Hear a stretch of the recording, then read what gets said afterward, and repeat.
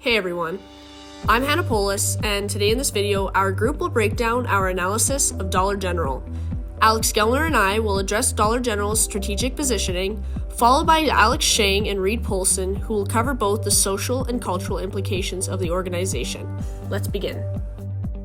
Hi, I'm Alex, and I'm here to talk to you today about the strategic positioning of Dollar General. They do a lot of different things, and some of this doesn't quite fit into the frameworks that we discussed in class, so I'll just be talking about that separately. One thing that they do is they minimize the competition that they actually have to deal with, so rather than simply offering a better deal than their competitors, they go places where their competitors, such as Walmart and Target, don't go, such as areas that have very little competition, like a local grocer in a small rural community. This helps them reduce their operational costs too, because they don't have to keep as high of a quality of service to compete. This is very important to Dollar General's success, as they have a policy where they hire as few workers as possible to make their store function. This obviously helps cut down on costs, because now they have a smaller payroll. Another component to their strategy, this defines kind of how dollar stores work in general. It's the lack of diversity in their products. They'll carry a wide selection of different products, like you can get anything from a shovel to soda at the store, but they only have one brand of soda. You can't get two different brands there. Using the VRIO framework to analyze Dollar General's success, one can come to the conclusion that they have competitive parity but not competitive advantage. This is due to while their goods are considered valuable and have some rarity and they're well organized, they are simply easy to imitate from competitors. They're perceived as valuable because people buying them might not actually have another location to actually get these goods. This also plays into the rarity of them, as while Dollar General doesn't sell, like the most exotic goods, they sell them in quantities that their competitors might not, like $1 servings. While these are definitely a bit more budget, it also sacrifices the size or the quality of the thing purchased.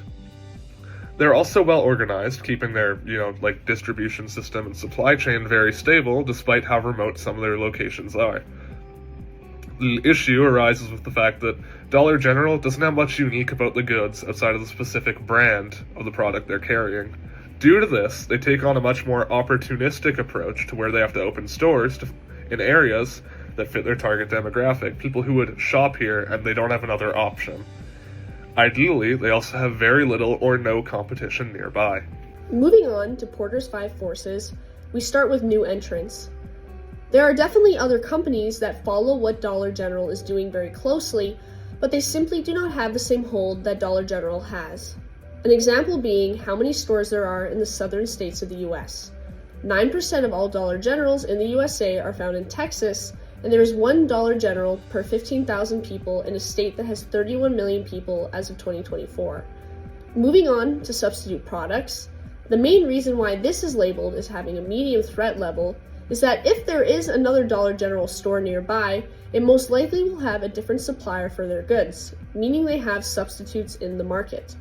There are a plethora of low-quality items sold at various types of stores that act similarly to Dollar General, but due to their strategy for where their stores are, these may or may not be available anywhere close to Dollar General outlets. Moving on to bargaining power of buyers, buyers essentially have no bargaining power. If they do not buy the goods at the Dollar General, they may or may not get a chance to buy them anytime soon or at that price. The bargaining power of suppliers, well, suppliers can only make money if they compromise for what Dollar General wants. If they cannot comply, they will be replaced with another supplier.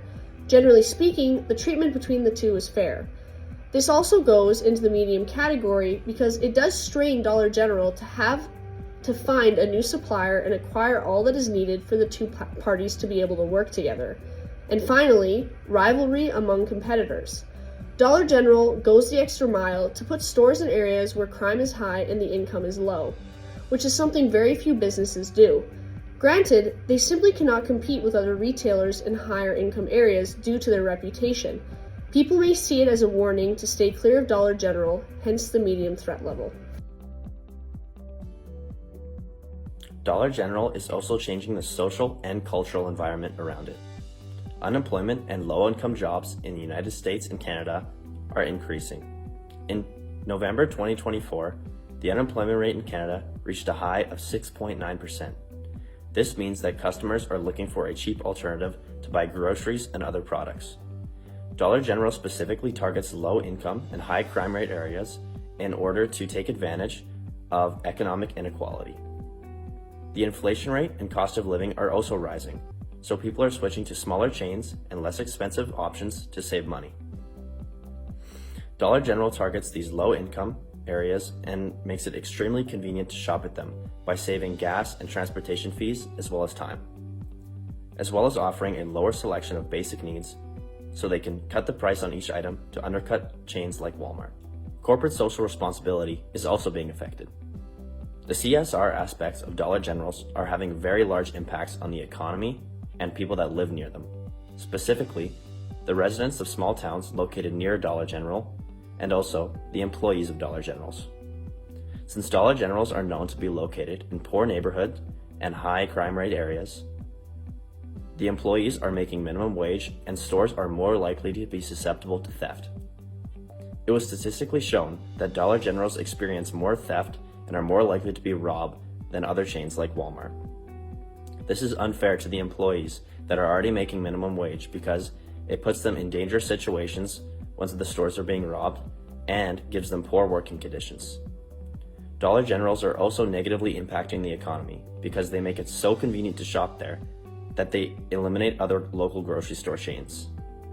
As shown in the video, it's easier for people to go to Dollar General for simple basic items more often and make less frequent trips to real grocery store chains that are further away and slightly more expensive. Over the past few years, the way people shop and what they expect from businesses has really started to shift. With the cost of living and inflation constantly rising, it makes sense that a lot of people are turning to more affordable and convenient options. Dollar General fits that need really well. Their stores are usually in smaller towns and in low-income neighborhoods. And they offer basic products at lower prices, which helps people avoid driving longer distances or spending too much money on essentials. But the problem is the way that Dollar General is expanding doesn't always consider the long-term effects on these communities. They grow fast, moving into areas where local businesses already exist, and in many cases, they push those businesses out. That changes the community dynamic. Instead of having a mix of stores to choose from, people are left with one main option that doesn't always offer the best wages, variety, or service. That leads to how institutional theory comes into play.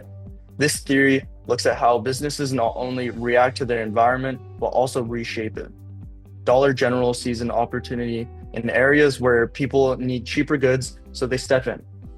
But then they become the new standard. When smaller stores close, Dollar General ends up setting the new tone for what jobs, wages, and shopping options look like in that area. It becomes normal to expect low pay and limited selection, and over time, that lowers the bar for what people think is acceptable or even possible in their communities. What's also happening now is that public expectations for businesses are changing. More people care about how companies treat their employees and whether they give back to the communities they're a part of. This can be a problem for Dollar General if they don't keep up with these new values. They keep prioritizing fast growth over worker safety or fair wages, they could start losing public trust and support. Right now, they're growing because their model works in the short term. But if they don't adjust their approach, especially when it comes to social responsibility and community impact, it could hurt them in the long run. People are watching more closely now, and the companies that don't evolve with the times might find themselves falling behind, no matter how cheap their prices are. After revisiting all that we have covered as a group, we feel that proposing something Dollar General could change would highlight the biggest takeaway from this analysis. As successful as Dollar General has been, it is clear that in recent years, the shift in our world has resulted in a distaste towards Dollar General's way of operating. This includes their choice of product supply, which is a main foundation of the company's structure. As we have discussed, many advantages come from the limited selection but wide variety of items that Dollar General offers. Despite these advantages, though, our group honed in on the fact that the ever-evolving economy poses a threat to this policy. Speaking specifically about competition, the online delivery services that have been on the rise in recent years are mainly provided by Dollar General's key competitors, such as Walmart. With Walmart beating Dollar General when it comes to variety, we feel that Dollar General should revise their supply structure and begin to offer a wider selection of products to combat this threat. One specific example our group decided on was for Dollar General to begin a brand deal program where they would cycle through supplying popular brands and trends to attend to the evolving demand and increasing competition of the economy. That just about wraps it up for our video. We just want to all say thank you for listening and thank you for watching. And we just hope that you learned something new from our interpretation of this analysis. Have a great day, everybody.